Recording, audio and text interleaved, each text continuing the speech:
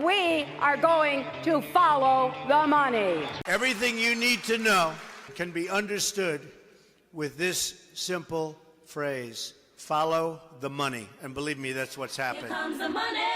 Here we go. Money talk. Here comes the money. Welcome to College Sports Follow the Money, an all-new podcast diving into the critical issues surrounding the big business of college sports.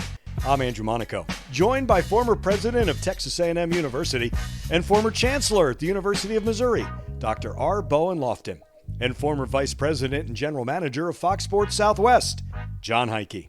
From NIL to the transfer portal and opt-outs, to the college football playoff, conference realignment, and more, we tackle the key issues facing college athletics today and into the future. I need to feel you, Jerry! Show me the money! Jerry, you better yell! Show me the money! Show me the money! You love this black man! We welcome you to another edition of College Sports Follow the Money. Glad to see everyone in 2026 as we kick off our new season of Follow the Money with Dr. Bowen Loftin, with Jon Heidtke. I'm Andrew Monaco. This episode, we're going to talk proposals, we'll talk prediction markets, we'll talk portal, and we'll talk prices. All that straight ahead. Again, so glad that you're with us. I don't know when the statute of limitations runs out, but Happy New Year, guys. Happy New Year. I think you can go at least to mid-month. We had this conversation the other day. So I think at least mid-month. It's and the if you haven't 15th. seen somebody, This is January 15th on our and if you haven't recording seen day. somebody, you can maybe stretch a little bit later. I'm not going to call foul on that. Joni Taylor said to me that it's when you see that person first after the new year. So there's a little bit, I guess you get a little bit of time. And I'm not going to argue with Joni. No. I tend to agree. What was the Seinfeld episode where it was like the third, and once it was up to the third, it was too late? Yeah, they went on and on. So Yeah, which I've got a little more grace. A little Oh, more you're grace than old, that. John. You're old. Yeah. Oh, Boy, when we start thinking that Seinfeld references are old, look Yeah. out. There's no turning back. I'll throw a Red Skelton one in before the day's over. Now we're really going back. I'm going to Al Jolson you. How about that? Lots going on since we have gotten together. Dr. Loftin, I want to start with you that through what has gone on, there's been, I guess, a backlash, for lack of a better phrase, of the inactivity of the NCAA. So the CSC, I don't know if it will take over in the future, but there's been some news about that, about some proposed agreement from last November. Dr. Loftin, can you talk about how sometimes this is at odds, that some schools like the proposal, some have signed on, some are saying no? Like, is this just adding to the confusion to try to get out of this Wild West where college athletics is right now? well, it's a little background, first of all. They're busy. It's a small group. They're busy. They have a specific place you can stick contracts. I guess one of their biggest complaints is people are negotiating with a player long before the contract clears the CSC. So that's out there as well. By their report, they've done over 17,000 contract clearances since they began, totaling over $127 million. I suspect that's changed in the last few days. That's what it was just a short time ago. And they've negated about 500 contracts worth around $15 million in the same time period. So they're doing their job. Most are passing through. Some are not. Talking to people locally where we live, there have been a number of efforts to put through certain contracts that had failed, and they've iterated. They've gone back and forth, back and back and back, trying to find the right magical terminology that passes the muster there. More so for the non-revenue sports than for the revenue sports, because NIL is playing a lot bigger role there than it is in terms of numbers of people than it is in just one sport. And of course, revenue sharing at Texas A&M is limited to 6 sports right now. And even though not much is going to 4 of those, there's at least 2 getting a fair amount of money there. And this is becoming a mixture. One of the things I want your reflection on, guys, is the mixture that's out there. We're seeing mixtures. There's now confluences of NIL money with revenue sharing money, with money coming from all kinds of third parties. So it's becoming interesting. And one prominent AD, I won't name anybody, but one prominent AD has said recently it's money laundering that's going on right now, which I think may not be a bad description. But just to get into this a little bit here, there are 4 schools, prominent schools, that have come up and said, we agree with a November 2025 release from the CSC of an agreement, 10, 12-page agreement that they want schools to sign on to, which basically says you will abide by the rules that we set. But most importantly, it says you won't sue us. And that has become quite the touchstone here, because Arizona, Washington, Virginia Tech, and Georgia are four prominent schools that have actually said we will sign. And they've urged the rest of us to sign too, okay? But many have come back and said no. And I think the biggest sticking point has been the fact that no lawsuits are possible. The Texas Attorney General, who's now running for another office and may not be that role forever, has very clearly said Texas schools will not sign this agreement the way it is right now. And there are probably at least 7, 8 of the state attorneys general, so pardon me, that has said the same thing. So we have a mixture here. We have some prominent schools that are saying, let's all get together, guys, and sing Kambalah and sign this thing. But a number of attorneys general have said, no, let's don't do it. In the case of Texas, they've said it violates Texas law. Now, I don't know, I'm not a lawyer, I can't tell you if that's true or not, but they're saying that right now. So I don't see any immediate resolution to this. Meanwhile, the CSC is processing contracts sent in by the schools that haven't signed the agreement. And I think there's a tacit understanding that the schools will abide by the regulations that the agreement outlines, but are not happy, particularly with the fact that they can't sue. And that removes from them a specific, thing that they need. Paxton has said more than that in Texas in terms of the schools have no legal authority to sign an agreement even without that clause in it. It's more of a state level thing. So there we are. And I think that right now what we're seeing is each conference has put out a template for a revenue sharing contract. They have given that to the schools. The schools have modified it based on a couple of things. Their own unique state laws, because again, states are all different right now. And so each contract has had to be modified to reflect that difference. And they've also come in and said things of a somewhat more expansive nature, that we have uniqueness in our school here, and this is going to be our change of the contract for that.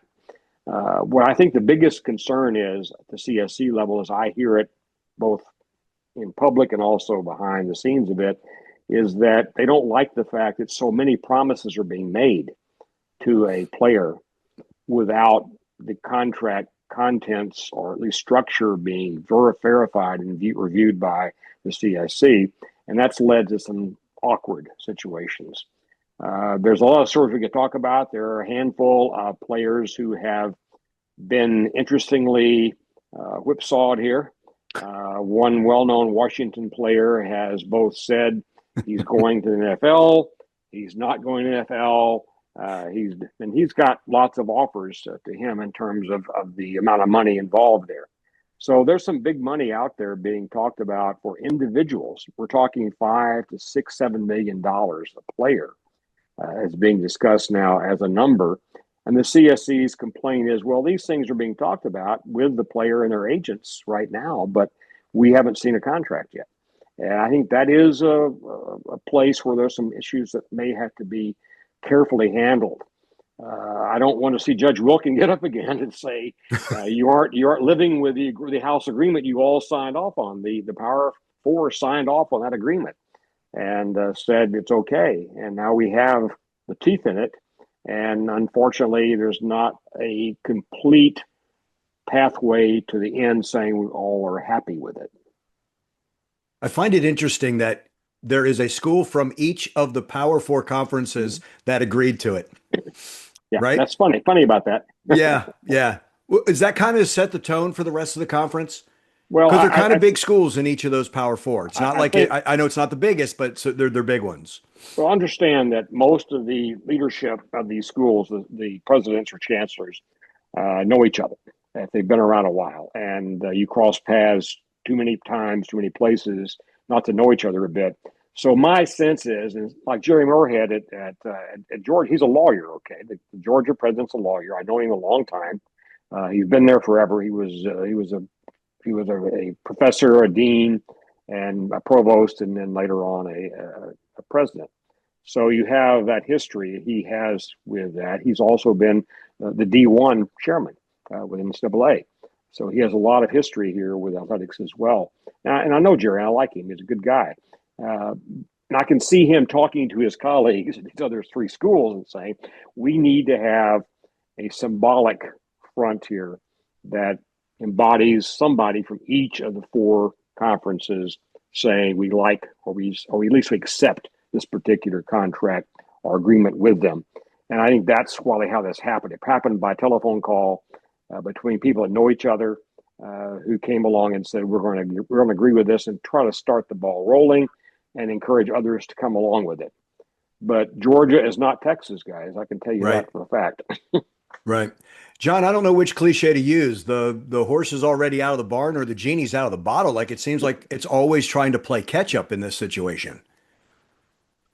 Yeah, I was at the National Football Foundation festivities back in Las Vegas in December, and at this conference they had the Brian Seeley speak to the group. And my takeaway from it was he looked like an IRS agent trying to explain all of the different rules out there, and he wasn't really a sports fan. And I just got the sense of the only thing I kept seeing in my visions, we're looking back for old references this year. If you remember Animal House, there's the scene when Kevin Bacon's playing the young pledge and he's going, all is well, remain calm, and everybody's blowing by him. And that's all I could think of was like, here's this poor guy trying to say, all is well, remain calm, and deals are getting done at a fast pace that he's never going to see in his deal because, again, it would be hung up in that committee forever and ever. And the guy, if it's a 4-year guy, he'll graduate by the time they figure that out, or he'll turn pro or both. So it's just, again, they're trying. You got to give them an A for effort, but it's going to be hard to police this stuff because for all the right things that Dr. Loftin said, if the states aren't signing it, I mean, I saw a note last week that came out and said, hey, a couple of these deals, we haven't seen them yet. How are we going to pay this quarterback $7 million? And that's going to be, almost half of all of your football money, one guy. How does that work?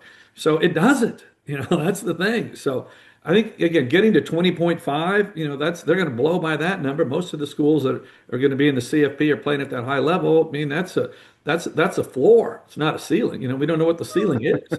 And so I don't know how do they manage the ceiling at that point if these deals aren't getting turned in. And I wouldn't turn them in either if I were them or sign the agreement today if I'm one of those schools. No. Again, Why? You're feeling like you're cheated. Yeah. Right? I get where the other guys We're not going to be left behind. Play by the same rules, but unfortunately, that's not the way it's going to work. It looks like, at least from the early indications. Well, what's very clear, gentlemen, is that 20.5 million is not enough. I'll be happy to quote someone. There's an AD that we all know. He was at Ole Miss. He was at Texas A&M. Now he's at Ohio State. So he's made the rounds, shall we say, at some of the bigger schools. And just the other day, he was quoted as saying very clearly that 20.5 million is not enough. And what's happening as I see it is that 20.5 million is going to be the number which will be sucked out of the department that the school has. But that number is being squished into money from NIL deals of a variety of sorts. We're talking Playfly Max, we're talking Learfield, we're talking all those other groups out there that are doing NIL dealing for various schools, and Playfly Max is the one doing it for Texas A&M right now, even though Learfield is still here, but not covering the NIL space in the current contractual arrangement they have with Texas A&M. So I think that's happening right now. So we're hearing that 20.5 million is not enough for the schools in the Power Four. What's the right number? It's probably going to be upwards of $50 million, guys, when it's all said or done. You're going to talk about 28 to 30 million coming in from NIL deals of a variety of sources, not just collectives, but also school affiliated organizations like Texas Aggies United at Texas A&M, for example. And these organizations you contract with, I'm talking about Learfield, IMG, Playfly Max, who are coming up and saying to us, we can handle this. We can help you raise the money. We can help manage this money, getting it to the players as necessary. So I think that we're going to look at a certain level. I'm not sure where it is, and maybe John can help us there. Is it 50 million? Is it 60 million? What's it going to be as far as kind of the peak that comes out of Power Four schools right now in terms of the total of NIL plus revenue sharing? Yeah, I mean, again, with no limits on the ceiling, no salary cap, if you will. I mean, if someone's going to need a wide receiver and the going rate 700,000, but they need him to think it's worth 2 million and they can afford it, they'll pay 2 million. That's going to throw off the economics of it. But there are going to be certain schools that can and certain schools that can't. So that's going to be the interesting, and I don't know how you police that at the end of the day. I mean, certainly the CSC is a valiant attempt to try to do that, and I think a lot of people are going to try to do the right thing, but I still don't know how they're going to rein it all in. That's going to be particularly some of these. And again, once you get past that 20, what does that look like? The 20.5, and that number is only going to go up through inflation or cost of living or whatever it all is. But again, it's going to get 50, and it's going to be 55, and it's going to be 60, because again, schools will find the revenue sources at the end of the day through hook or crook. People like you two are around. You can foot the bill. I understand that. Yeah. I'm taking it for 2026. Yeah. But then see if I can find someone for 2027. Well, with your new title as Sportscaster of the Year, that's going to create more value. I don't know if I'm getting a crown or a plaque. I'm kind of hoping for a crown. I have to. What about a tiara? And I have to say that both of you said at the same time, you know what? You didn't win that award until you started hosting this show. Exactly. So I think. Did you say that, John? So in my acceptance, I have to bring up both your names. That's right. So when you go to North Carolina this summer, that's right. We want to be part of your entourage. Okay, deal. I mean, I'm going to helicopter in, but okay.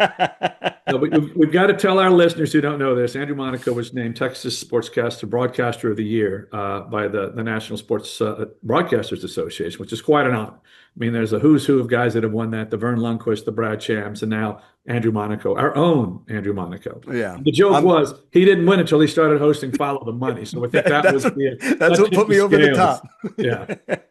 In all honesty, it is an honor. It's an absolute honor because of what you're saying, John, of who precedes. It's nice to be in with that group, to tell you the truth. And you know all of them. And then we start playing. One of these things is not like the other.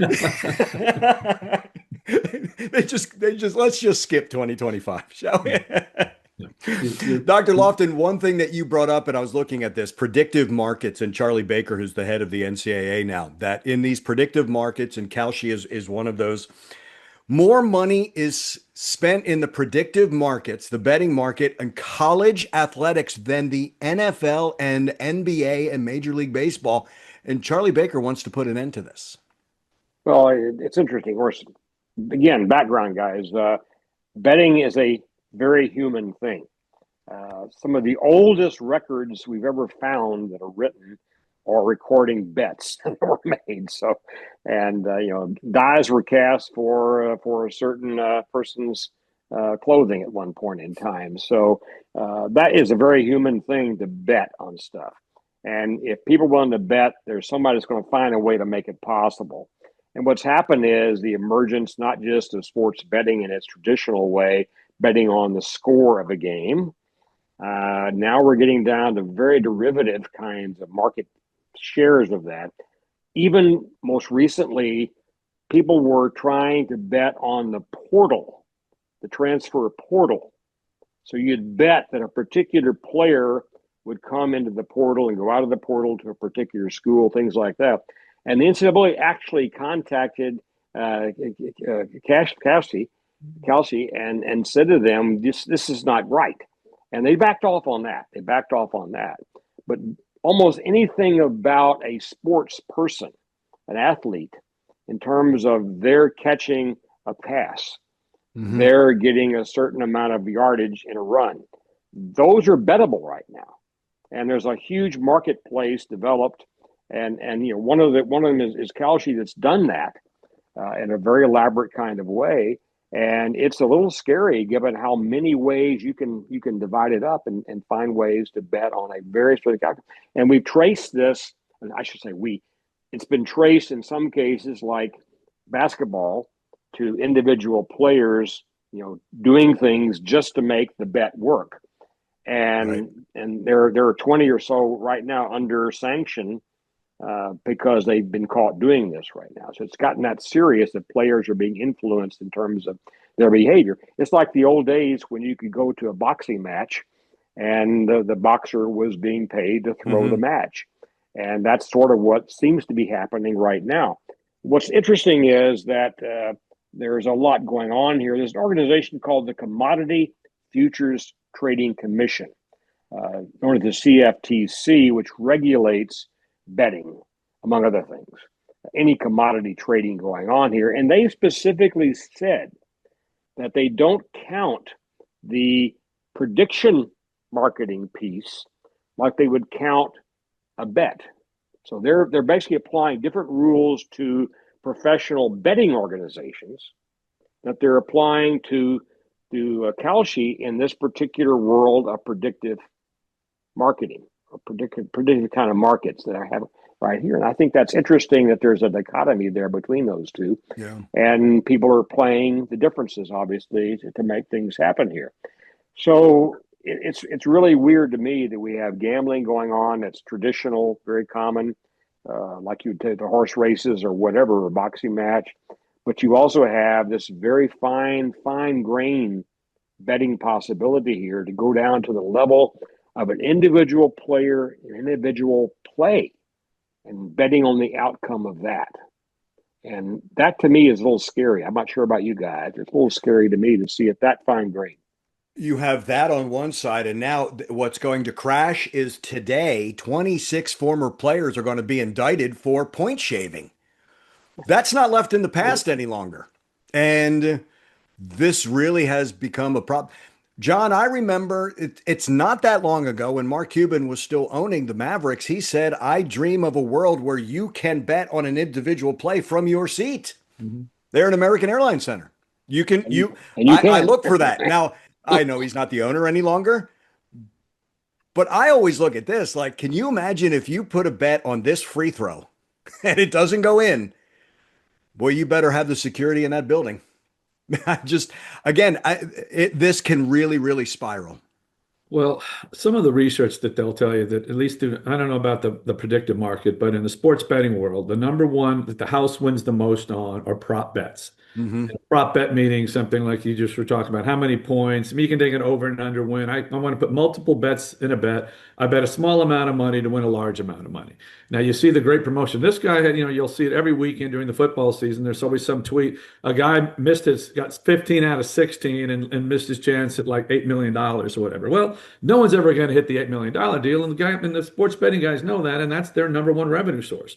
So in the world that we live in today, particularly if you can do it on your phone, they know about you. They know that what you like, and they encourage you to make these prop bets. They're reaching out to you and putting prop bets on your phone that says if these are three things that you like, you probably will bet on them, and so that's what they do, and they know their chances of winning that are much greater than just it was a straight money line bet.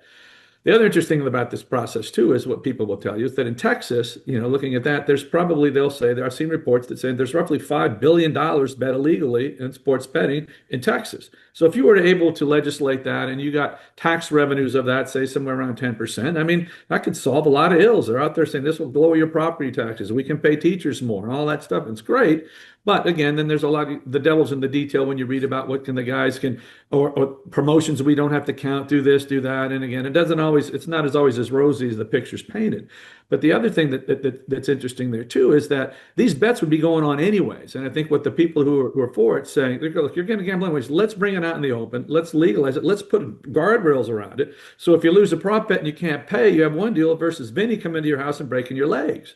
Back in the old days. Yeah. So those are some things out there that I don't think it's going to go away. But what do you do? And I think some people are saying, how do you eliminate the prop bet? I think that's the one thing they're really afraid about, because we've seen it in the NBA, we've seen it in Major League Baseball. It's only a matter of time before we hear of a situation happening that in the collegiate space too. So has it happened? Probably has somewhere, but not been big enough to be uncovered. But the way that these integrity guardrails they put around it, they find that stuff out quick. You may remember a couple of years ago, the Alabama baseball coach was using his brother-in-law to place a bet in Cincinnati, and it was like $1,000. It wasn't, but it caught the eye of, here's $1,000 bet in a college baseball game where the biggest bet before was $50. Right.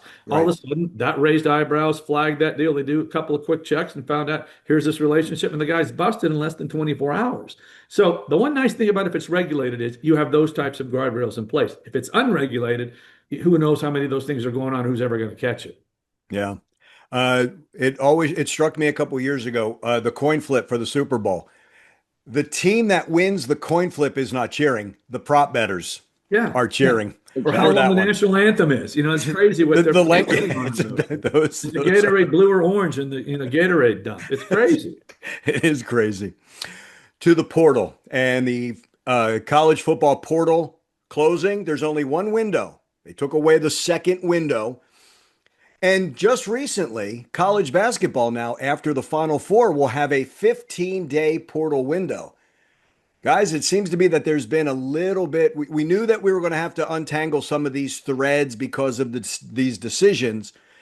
And I know the portal is going on through the college football playoff, and it's not affecting all the schools, but it does affect them. We don't seem to be hearing as many people in that, but there seems to be a little more common sense coming into these portal windows as we continue throughout college athletics.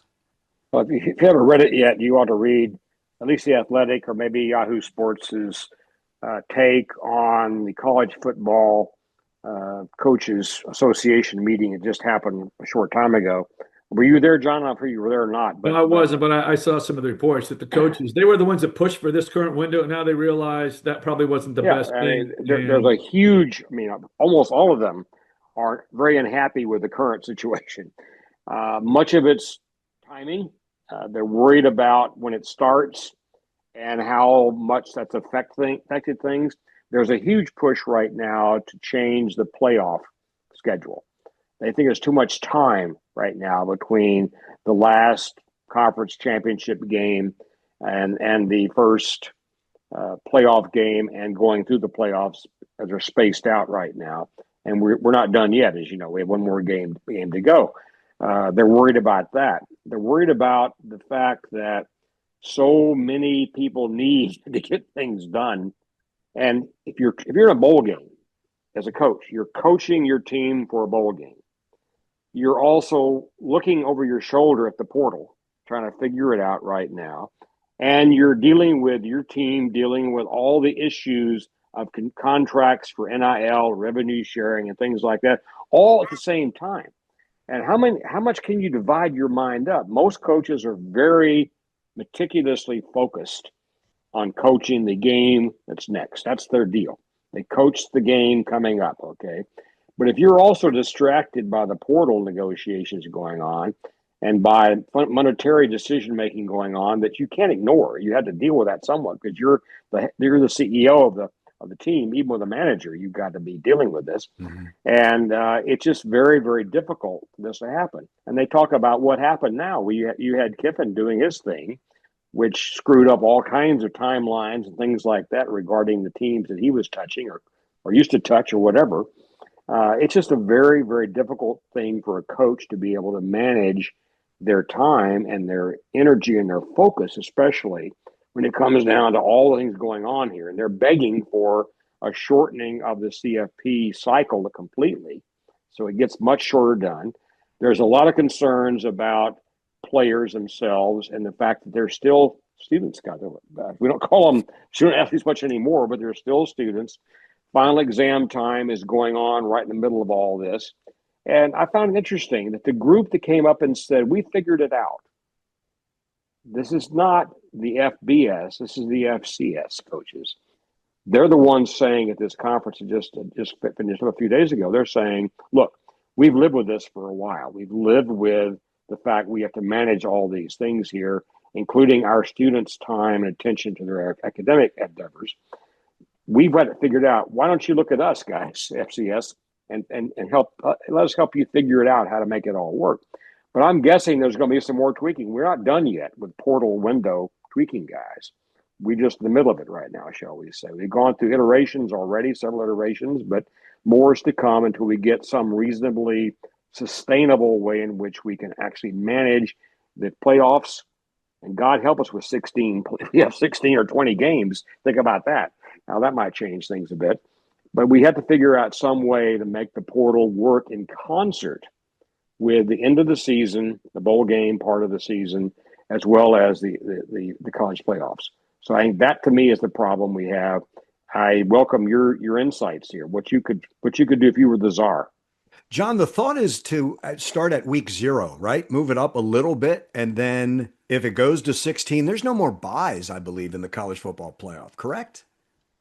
If it goes is a 16, thought? I think everybody would play, and I think again what the Big Ten is circulating is the 24, but everybody plays, and that when they eliminate the conference championship game, but they're really playing games within the conference, and that would benefit their TV partners, etc. So I think again, they're looking to try to figure it out. But again, it's not to sound like a broken record, but if you look at the NFL model, you've got to have a normal playoffs are over. You've got your free agency signing point. You've got the draft. You know what your roster looks like. You're able to figure it all out. One of the challenges here is some of these schools are going to add 30 people, and again, do we need to have spring football? Maybe we don't have spring football. You have the OTAs, but you really push that back, and again, follow the NFL model just because, again, that seems to work in terms of, high school recruiting / the draft, free agency / the portal, playoffs, all these different things here. I mean, the NFL is the most watched content in the world, or not in the world, but in North America, because of what it does and how it follows the rhythms.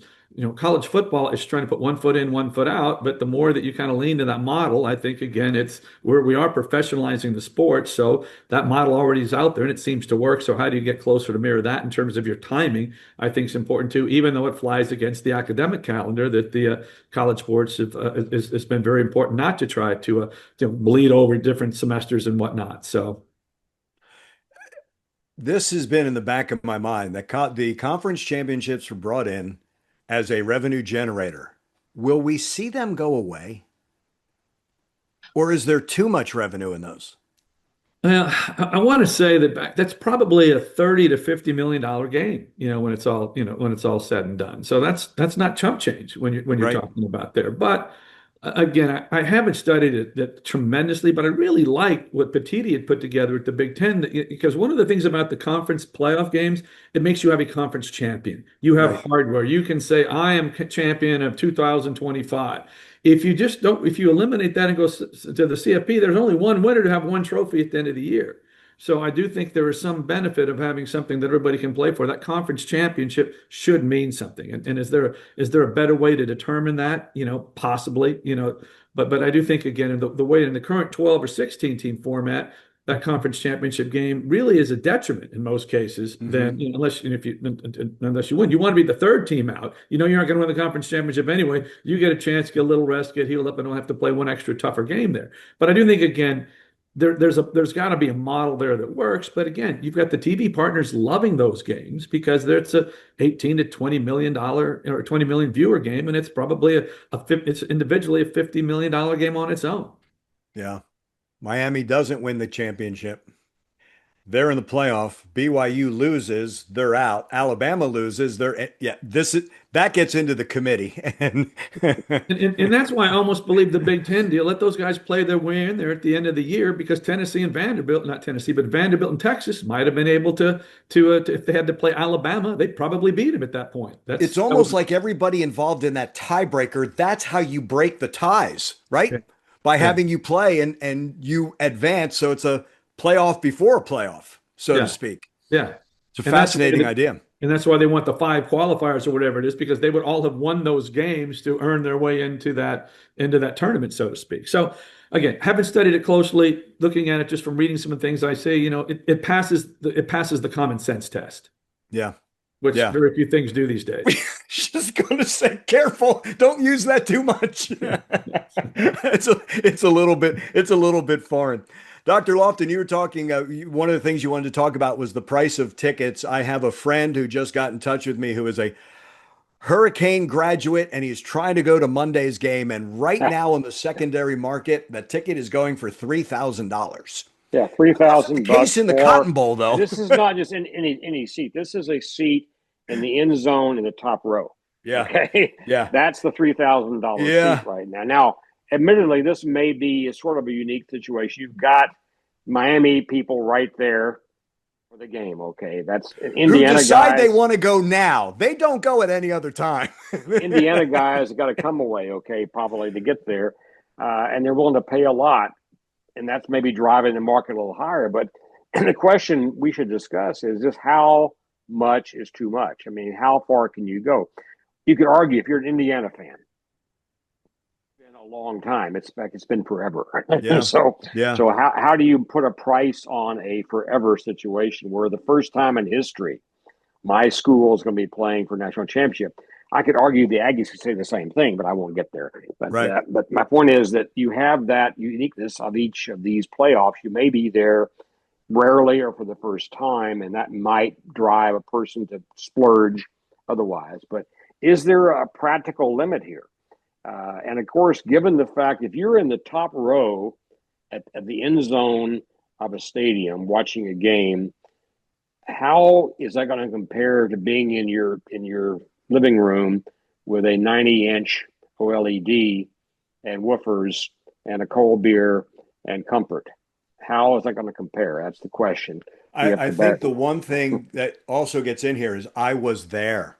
Yeah. So if you're a Hoosier fan, I was there when Indiana won, or I was there when the Hurricane.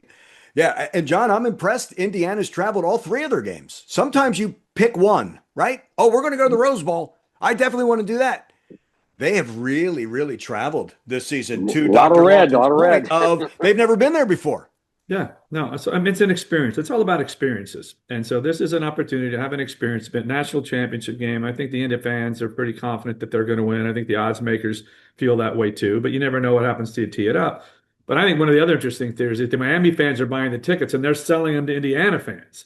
I think it's going to be 3/4 Indiana when it's all said and done because they'll pay whatever. The Miami fans. I mean, if you watch the earlier game when Oregon played Texas Tech, the upper deck was basically not empty, but it was it certainly wasn't anywhere near full. So I do think again those Miami fans are going to probably be taking advantage of this opportunity to sell tickets. I remember I was on a bowl board and they hosted the first CFP game at the Cotton Bowl, and so the Cotton Bowl board members got to buy some tickets and we got to pay them at face value, but they were like $1,000, $1,200, something like that. But the thought was, hey, we'll buy these tickets, and whoever wins comes in, they're going to want to buy them. We've got really good seats; they should sell more. And some of the guys did pretty good at that.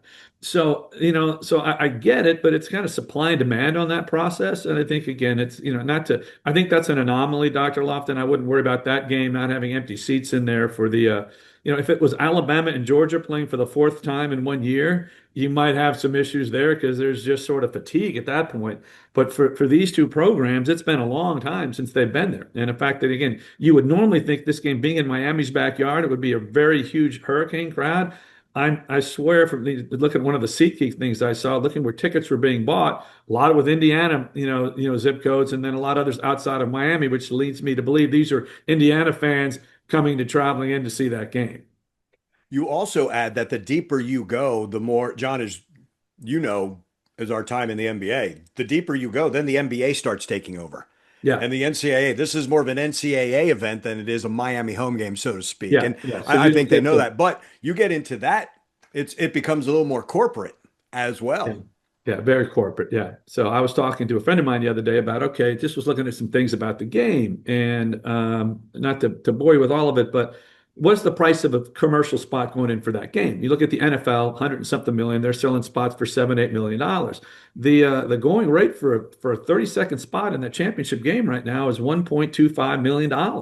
So that's a really high number that they basically have sold that out. Yeah. I was looking at what ESPN had done with the CFP inventory. They basically sold it out, and they brought 40 new categories in just for the CFP outside of the normal college football commercials that you've seen. So when you watch the CFP game on Monday night, you'll see Home Depot, you'll see Anheuser-Busch, you'll see AT&T, the usuals, but you're going to see a lot of other categories in there too that weren't, particularly in the tech space, which is, in the AI world. You'll see some companies out there that you may not have ever heard of, but they're using this as their mini Super Bowl, knowing that they're going to have a lot of eyeballs tuned into this game because of the national championship implications, and that the advertisers are getting sponsored, and they know that's the only place to go get that level of eyeballs, and it's a lot cheaper than the Super Bowl. A lot cheaper. Yeah, a lot cheaper. Here's what's not cheap. Being a quarterback, that's not cheap. I'm going to give you two names. Dante Moore at Oregon, Ty Simpson, Alabama. Ty's going to go to the NFL. Dante Moore's not. Dante Moore's projected to be the number 2 pick. He's going back to Oregon. Boy, in this NIL world. And Dante's going to make more money than Ty. A lot more. Yeah. It's complicated, Joe. We don't know all the workings here. I also throw in Damon Williams Jr. I'm thinking about him. He's a guy that went through a lot of back and forth at Washington in terms of his world there. And we don't know for sure, but it appears that Washington made it very clear if you walk, you're going to pay a pretty hefty price for that in terms of your contract. So I looked pretty carefully at these contract deals here. And here's the problem you see. If you were a pro player and you tried to do something like this, you would be unable to prevail at in a lawsuit. But the kind of contracts we're dealing with here are not quite the same as that a professional player who's an employee of the team actually has. We talked months and months ago about the issue of employment status for college players. I think therein lies one of the challenges right now we have with enforcement. The kind of contract you have for a player to say, well, if you walk, you're going to owe the collective, the school, this much money for the contract part you're vacating for sure. The question becomes, how enforceable is that? Because you're not an employee. So people are comparing the kind of contracts we're giving these players right now to independent contractor contracts, which are much less enforceable in a court of law than those are employment contracts.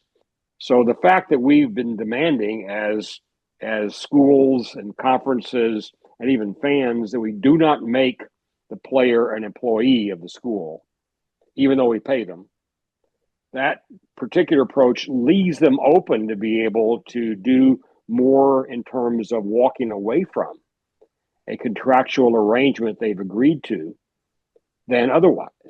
And I'm not sure where that will settle over time, guys. We may end up seeing employment status for these guys, but at the same time, lawyers tell me it's in the details. How do you really write the contract? When was it signed? What was the status going on here throughout the entire negotiation process here? How much representation did the player have? And they said, most of the judges may be very, very difficult, may have a difficult time actually finding for the school as a plaintiff, as opposed to the defendant, the player who has decided to walk to greener pastures. They all agree that if you disenroll from a school, that obviates your contractual arrangement right there, and you can walk and re-enroll somewhere else. And some players have done that, as opposed to the portal, which is a different animal entirely. Right. So I think we're yet to see this shake out, but by next year, I'm guessing we'll have a lot more discipline associated with how these contractual arrangements work and which ones are enforceable. Very, very few have gone to court. Only one I know of specifically, Wisconsin sued Miami, school to school, for a player who moved. We haven't seen one go to trial yet that involves a player, but that will happen, I think, over the course of the next 12 months. And maybe there'll be a bit of case law built up here that may help us guide us as far as how we see these things happening. But right now, it's very, very interesting to see how there's reluctance on the part of both sides, the school and the player, to take it to court for fear they don't know how to predict the outcome of that. And so we believe there are negotiations going on very quietly between schools and players and agents when people want to move into the portal or just move directly to another school to say, okay, how much do you owe me? How much you got to pay for this right now?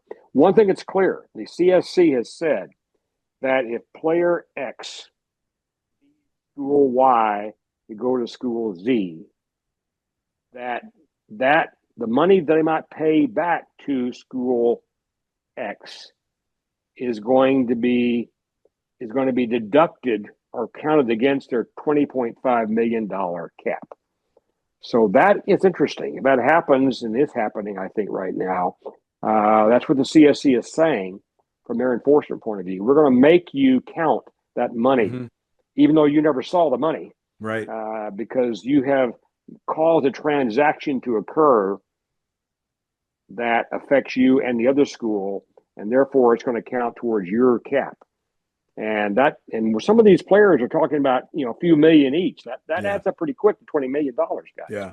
And I can see that being a real interesting impediment to this happening. John, back cap money, just like the NFL. Yeah, it's thinking the same thing. And John, back to your analogy with the NFL. Now, will players in NIL deals want money up front and guaranteed? I don't know.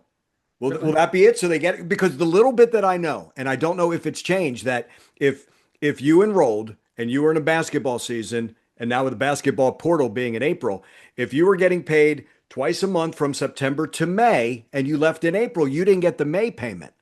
Yeah. But to your point, Dr. Loftin, I don't know if they would still get that. You know what I mean? Like we agreed to it, but I don't know if that is the same. So my thought, John, was back to, let's look at the NFL model. The only thing guaranteed is up front. Then everything after that, here's where it's really different in college. Everything after that, there's no guarantee. I can cut you at any moment. I know you can't do that in college right now, but to your point, you can still borrow the ideas using that model. I mean, they've spent 30, 40, 50 years trying to figure out their labor agreement. Let's not reinvent the wheel. I think you're right, Dan. We have steadily over years, looking back, you see the college world following, maybe a while back, you follow the NFL because you see success there. You see how they tweak things over time. I have a solution, though, guys. I have the final answer for you right here. The czar speaks. There is an individual. Right now, he will not step down from his current role as an owner until he gets a sixth ring in the Super Bowl. And that guy, though, could be our salvation. Jerry Jones could be the guy who comes in and saves college football. Think about that. Cowboy fans would either love or hate that. Be one or the other, right? Easy to hate. We would have sound bites, though, John. We'd have sound bites. We could go daily. Exactly. Absolutely go daily. Yeah. I thought Dr. Loftin was going to take it upon himself right there. I thought at this moment he was going to toss the hat or the bow tie in the ring and say, I am will younger solve than college Jerry athletics. Jones. I'm younger than Jerry Jones, but I am not willing to do that. Okay. I'm sure he would. I bet if you offered him the job of being the czar of college football, he would take it. You know what? It's a good point. It's a really good point. John shakes his head. John knows him way too well. That's probably true. You Dallas guys Say are what all you will alike, about the Dallas Cowboys. Jerry Jones is worth his weight in media gold. Media gold. Yeah. How much is that worth, sir? A lot. He's in the Hall of Fame as the contributor, right? Yeah. No, because what he's brought to the NFL with the deals. Yeah, his business acumen as far as an owner, he's on the Mount Rushmores of NFL owners. Absolutely. His business acumen as an NFL GM, I'm not sure it's right. You know where that falls, but you can't argue with what he's helped the league do from that perspective. Yeah. Agreed. Wonderful seeing you both. Wonderful getting together. Nick Savage, thank you very much. Can't wait for the next time. Thank you, guys. Here's Dr. Loftin. Here's Jon Heidtke. I'm Andrew Monaco. We'll see you on the next edition. College Sports Follow the Money. So long, everybody.